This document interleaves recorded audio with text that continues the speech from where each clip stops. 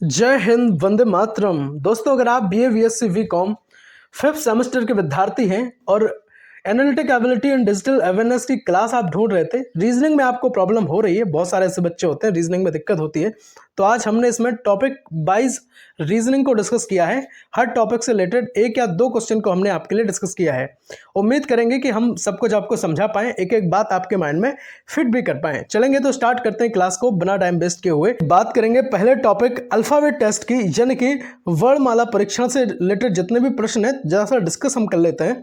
पहला प्रश्न रहेगा, यदि एसी को 135 के रूप में कोड दिया गया है तो भाई बीडीएफ को कैसे कोड दिया जाएगा, आपको इसका आंसर करना है। चलेंगे डिस्कस कर लेते हैं। एसी के बारे में हम जरा समझते हैं। ए सी ई, देखिएगा ए जो आता है अल्फाबेट में पहले नंबर पे आता है, सी जो आता है वो तीसरे नंबर पे आता है और ई जो आता है 5वें नंबर पे आता है। सेम चीज दी गई है। अच्छा, अब आपसे पूछा क्या गया है, तो पूछ रहा है वो कि भाई बता दो बीडीएफ को क्या लिखेंगे, है ना, बीडीएफ को क्या लिखेंगे। अच्छा, बी जो है वो अल्फाबेट में दूसरे नंबर पे आता है ना, और डी जो है वो अल्फाबेट में चौथे नंबर पे आएगा, है ना, और अगर एफ देखा जाए तो अल्फाबेट में 6वें नंबर पे आएगा, इसलिए इसको 246 इस क्वेश्चन का राइट आंसर होता है।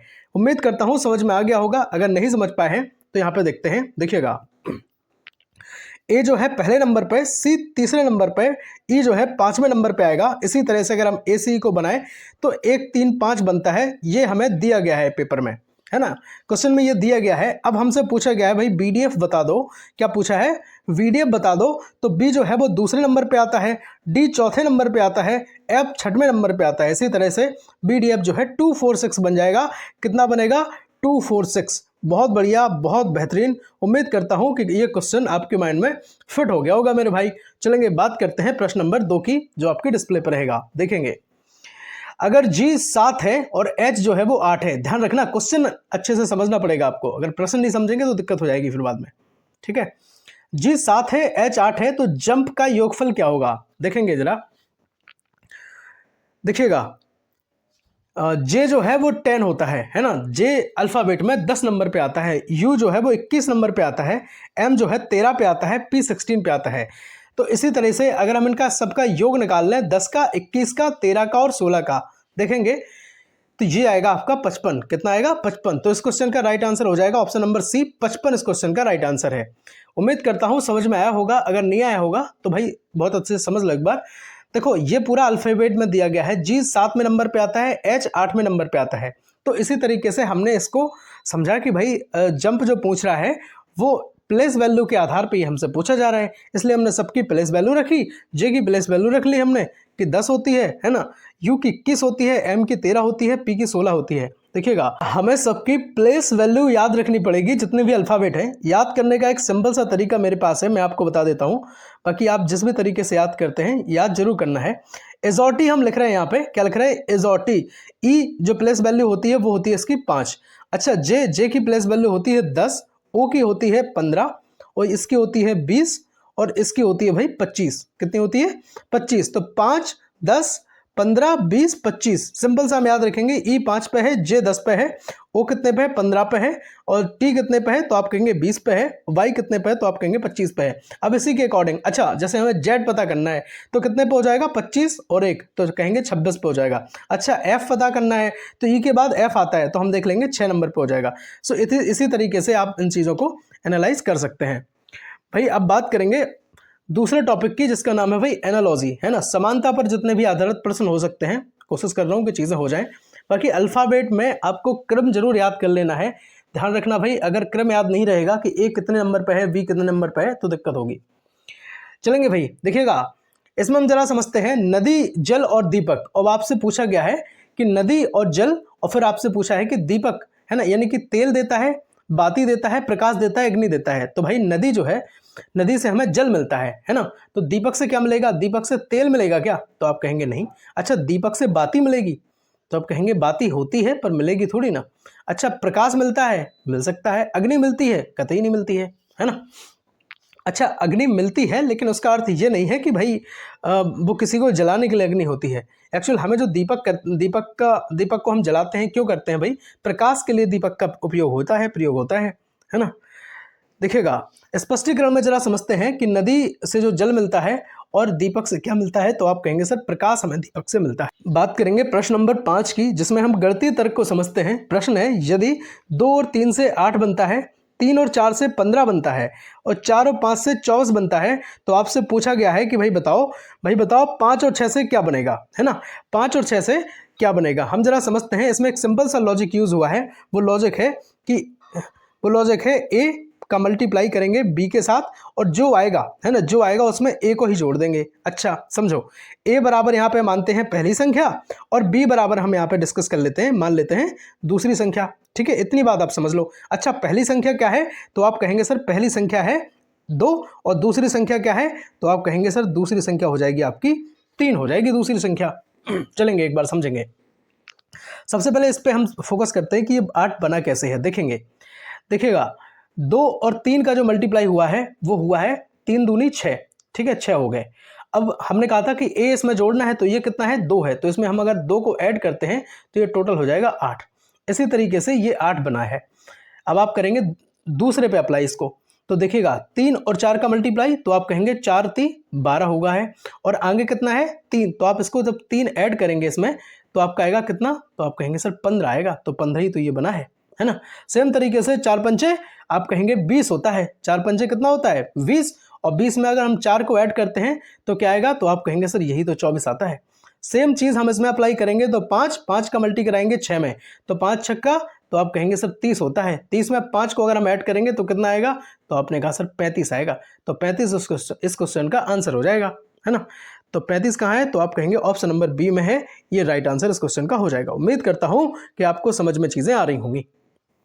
ठीक है, सिंपल सा स्पष्टीकरण है कि भाई ए का मल्टीप्लाई बी के साथ है और ए को इसमें जोड़ा गया है, तभी ये क्या हुआ है, तो आप कहेंगे सर 30 हुआ है। फिर 30 और 5 को हमने ऐड किया तो यहाँ पे 35 हुआ है। उम्मीद करता हूं कि आपको बात समझ में आ रही होगी, और वीडियो अच्छा लग रहा हो, हेल्पफुल लग रहा हो, तो आप वीडियो को लाइक कर सकते हैं। बात करेंगे प्रश्न नंबर 6 की। एक आदमी 3 रुपए में 4 केले खरीदता है, बहुत बढ़िया, 4 रुपए में 3 केले बेचता है, तो भाई बताओ 12 केले बेचने पर उसे लाभ या हानि कितनी होगी। ये भी गणितीय तर्क का एक प्रश्न है, इसमें आपको बताना है। लेकिन एक बात हम आपको बताना चाहेंगे कि देखिएगा, इस वीडियो में मैंने थोड़े से इजी क्वेश्चन लिए थे, लेकिन प्रश्न नंबर 6 थोड़ा सा हार्ड रहेगा। भाई साहब, इजी क्वेश्चन लेने का मकसद, उद्देश्य ये था कि भाई जिन लोगों को लगता है कि भाई रीजनिंग टफ है या उन्हें हार्ड लगती है, उनसे बनती नहीं है, तो उनके लिए हमने ऐसा वीडियो बनाया है कि भाई उन्हें रीजनिंग टफ ना लगे और आराम से उनका काम हो जाए। क्योंकि ये सब्जेक्ट जो है को सर्कुलर है, तो इसमें केवल पास होना रहता है, लेकिन अगर क्वालिफाई नहीं हुआ तो फिर आपकी डिग्री रुक सकती है। ठीक है, तो भाई जिन लोगों से रीजनिंग बनती है वो हमें इस क्वेश्चन का आंसर कमेंट बॉक्स में देंगे, जरूर देंगे। मैं देखूंगा कि भाई आप लोगों से रीजनिंग कितनी बनती है ना। और इस क्वेश्चन का आंसर तो मैं नहीं बताऊंगा, बाकी आपको ऑप्शन में दिखा सकता हूं कि इस क्वेश्चन के ऑप्शन कितने हैं, तो आप ऑप्शन देख लें एक बार और हमें ऑप्शन कमेंट जरूर करें। डाल जरूर देना वहां पे कि प्रश्न नंबर 6 का जो राइट आंसर है कौन सा है, ए है, बी है, सी है, डी है, इस तरह से लिखना ताकि मुझे पता चल जाए अच्छे से। चलेंगे अब बात करते हैं सीधा प्रश्न नंबर 7 की तरफ हम बढ़ते हैं। चलेंगे बात करते हैं चौथे टॉपिक ब्लड रिलेशन की, रक्त संबंध हम डिस्कस कर लेते हैं। और प्रश्न नंबर 6 का आंसर कमेंट में जिन लोगों ने बताया होगा, है ना, उनकी बात करेंगे अगले वीडियो में, और अगले वीडियो में हम डिस्कस भी कर लेंगे आंसर को। प्रश्न नंबर 7 की बात करें, ए बी का भाई है, बहुत बढ़िया, ए बी का भाई है, बी डी की माँ है ना, तो ए डी का क्या लगेगा, बहुत बढ़िया। अच्छा, हम देखेंगे ए जो है वो क्या है, बी का भाई है। तो एक बात हमें सिंपल सी बताओ, ए अगर बी का भाई है तो ए और बी क्या हो सकते हैं, दोनों मेल भी हो सकते हैं, और एक मेल एक फीमेल भी हो सकते हैं। ठीक है, हो सकते हैं कि नहीं हो सकते, बताओ। अच्छा, अगर एक मेल एक फीमेल हो सकते हैं, तो आप एक बात बताओ, बी डी की माँ है ना, ए जो है वो बी का भाई है और बी डी की माँ है। अच्छा देख लो, ये हो गया, डी जो है, डी की माँ कौन है, डी की माँ बी है, तो बी जो है वो फीमेल है, ये कौन है, फीमेल है। तो ए डी का क्या लगेगा, आपको बताना है कि ए डी का क्या लगेगा। सिंपल सी बात है कि ये दोनों क्या है भाई, भाई है, भाई बहन है। तो ये अगर भाई है इसका और ये इसका लड़का है, तो फिर ये इनका क्या लगेगा, तो आपने कहा कि इनका मामा लगेगा या चाचा लगेगा, क्या लगेगा, मामा लगेगा। तो ए जो है इस क्वेश्चन का राइट आंसर हो जाएगा, क्या हो जाएगा, इस क्वेश्चन का राइट आंसर हो जाएगा। ठीक है, चलेंगे बात करेंगे प्रश्न नंबर 8 की, समझते हैं यहाँ पे। एक आदमी एक औरत की ओर इशारा करके कहता है कि वह मेरे पिता की इकलौती बेटी की बहू है ना। तो औरत बताओ कौन है उसकी, तो औरत कौन है, उसकी पत्नी है ना, उसकी पत्नी है, उसकी भाभी है, उसकी माँ है या उसकी बहन है। समझते हैं जरा स्पष्टीकरण के साथ। देखिएगा, वो कहता है भाई पिता की इकलौती बेटी, पिता की इकलौती बेटी उसकी कौन हुई? तो आपने कहा बहन हुई, है ना। अब वो कह रहा है उसकी जो बहन है उसकी बहू है, तो उस व्यक्ति की पत्नी होगी ना वो, तो उस व्यक्ति की क्या होगी? पत्नी होगी। उस पत्नी इस क्वेश्चन का राइट आंसर हो जाएगा। चलेंगे बाकी कोडिंग डिकोडिंग सांकेतिक भाषा को डिस्कस करेंगे अगली वीडियो में, है ना। और एक क्वेश्चन है आखिरी में, आप उस क्वेश्चन का आंसर हमें बताएंगे। बाकी नेक्स्ट वीडियो जब आएगी उसमें थोड़ा सा कंटेंट ज़्यादा रहेगा और टाइम ज़्यादा रहेगा। भाई प्रश्न नंबर 11 का आंसर आपको बताना है कमेंट में। ये देख लो ऑप्शन आपके सामने है, लिख जरूर देना कि 11 का कौन सा है और जो 6 का पूछा था उसका कौन सा है। भाई एक और बात बताएं कि ये वीडियो मैंने एक टेस्टिंग के लिए बनाई थी, ताकि आप लोगों को पता चले कि भाई क्लास जो मैं इसकी बना रहा हूँ रीजनिंग की, है ना, एनालिटिक एबिलिटी की एंड डिजिटल अवेयरनेस की, तो क्लास लग कैसी रही, समझ में आ रही या नहीं आ रही आपको? तो आप कमेंट में बताओ। क्लास अगर अच्छी लगी हो तो फिर आगे हम कंटिन्यू करें इस क्लास को। बाकी आपके सिलेबस पे सीधा हम फोकस करेंगे और बहुत सारे सब्जेक्ट जो है हम कंप्लीट करने की व्यवस्था कर रहे हैं आपके लिए, और धीरे धीरे चीज़ें हो रही हैं। अगर किसी सब्जेक्ट में बैक बाई मिस्टेक रह गई है तो उसको क्लियर जरूर कर लें और प्लेलिस्ट एक बार विजिट कर लें। आपके बहुत सारे मेजर माइनर की क्लास हम पहले से देते हैं, चाहे फर्स्ट ईयर हो, सेकंड ईयर हो, फाइनल हो, first semester, third semester, fifth semester, सबके देते हैं। तो एक बार चेक कर लो और एक बार बता जरूर देना कि वीडियो लगी कैसी। अगर अच्छी लगी तो एक लाइक जरूर कर देना और नीचे लिख देना कि क्लास पसंद आई। मिलते हैं अगली वीडियो में, तब तक के लिए जय हिंद, वंदे मातरम, भारत माता की जय, हर